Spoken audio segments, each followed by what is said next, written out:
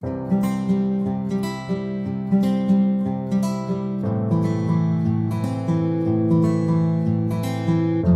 वालेकुम, बिस्मिल्लाहिर्रहमानिर्रहीम।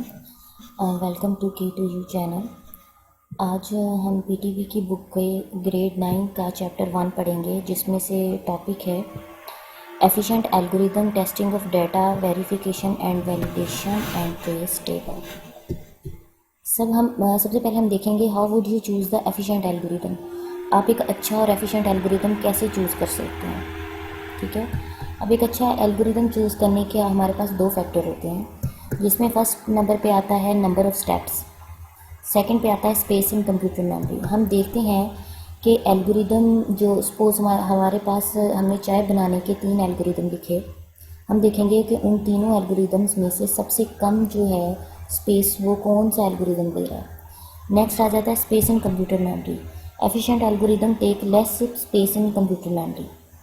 अब इसमें देखा ये जाता है कि आप जानते हैं कि जब भी कोई प्रोसेस हो रहा होता है, कोडिंग हम करते हैं, बिहाइंड द कोडिंग कोई प्रोसेस हो रहा होता है, तो वो मेमोरी में जगह बन रही होती है।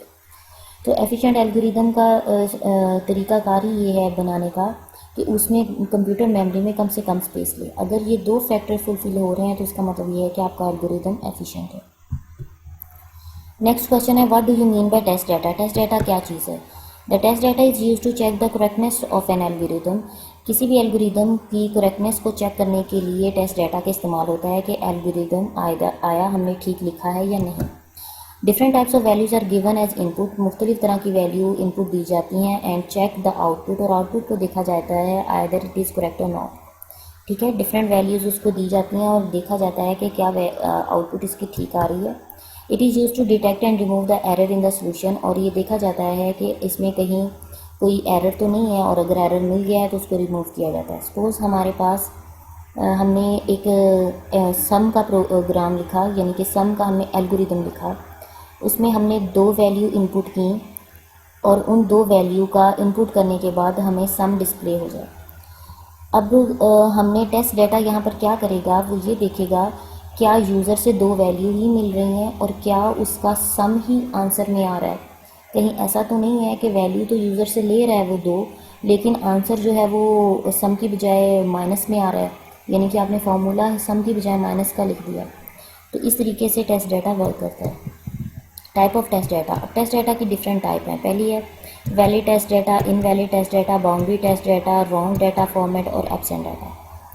अच्छा, वैलिड डाटा में देखा जाता है कि क्या आपने इनपुट रिक्वायरमेंट के अकॉर्डिंग दी है।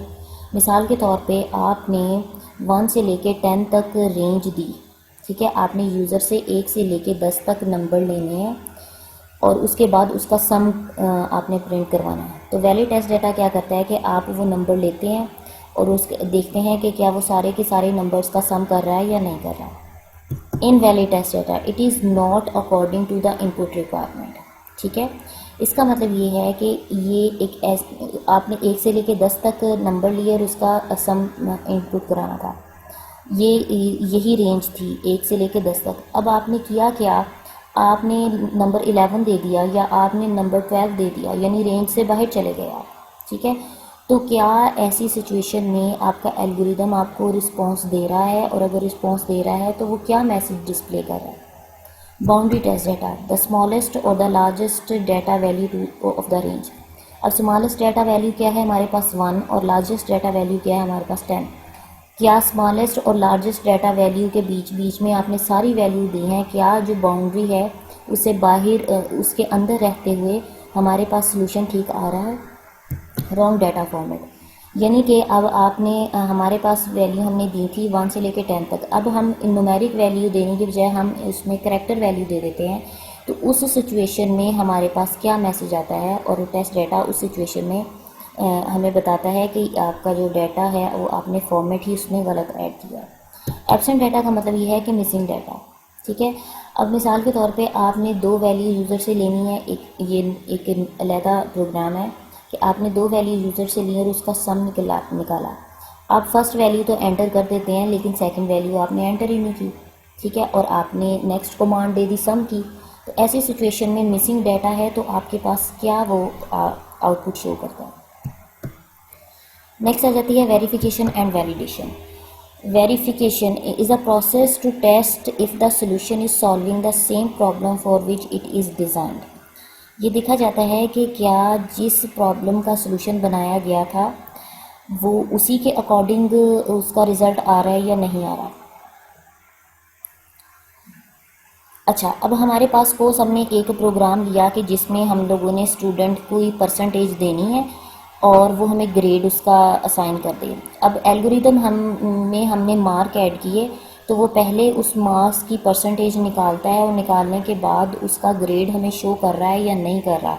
ये है हमारे पास वेरिफिकेशन।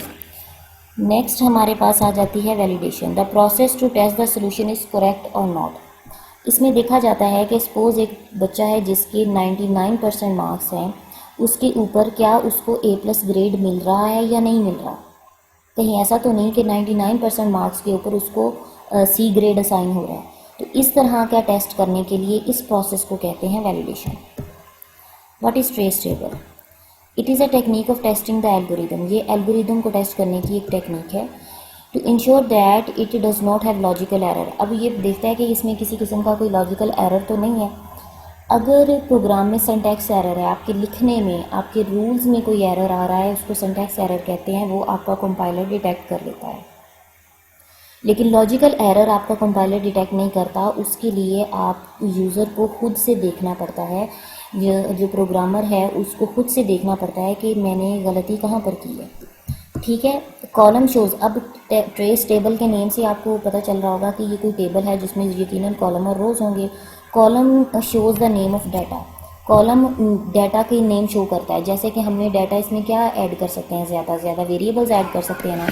तो कॉलम्स जो है ना वो हमें वेरिएबल्स के नेम शो कर रहे होते हैं, और रोज़ शोज़ द वैल्यू, और उन वेरिएबल्स में क्या वैल्यू है वो हमें रोज़ बताती हैं। फॉर एग्जांपल हमारे पास क्या है, यहाँ मैंने एक एल्गोरिदम लिखा है कि 2 वैल्यूज़ हैं और उन 2 वैल्यू का सम किया गया है। स्टेप 1 में हमने स्टार्ट लिखा, यानी कि एल्गोरिदम स्टार्ट हुआ। स्टेप 2 में सेट A = 3, यानी हमने A को 3 वैल्यू असाइन कर दी। स्टेप 3 में सेट B = 4, हमने B को कौन सी वैल्यू असाइन की, 4, स्टेप 3 में। स्टेप 4 में हमने क्या किया, सेट सम = A+B। स्टेप 4 में हमने एक वेरिएबल लिया सम, और उसके अंदर A और B को हमने प्लस करवा दिया। अब A और B को जब हमने प्लस करवाया, A में वैल्यू 3 थी और B में वैल्यू 4 थी। जब इन दोनों को प्लस किया तो 7 आया। 7 किस में स्टोर हुआ, सम में। स्टेप 4 में हमने क्या किया, प्रिंट करवा दिया सम को, तो हमारे पास वैल्यू 7 आउटपुट स्क्रीन पे प्रिंट हो गई। और स्टेप 6 में हमने एंड कर दिया, यानी प्रोग्राम को टर्मिनेट कर दिया। अब ये वही हमारे पास यहाँ देख सकते हैं, वही एल्गोरिदम है जो मैंने पीछे आपको डिस्क्राइब किया। इसके बाद यहाँ देखें, ये है आ गया हमारे पास ट्रेस टेबल।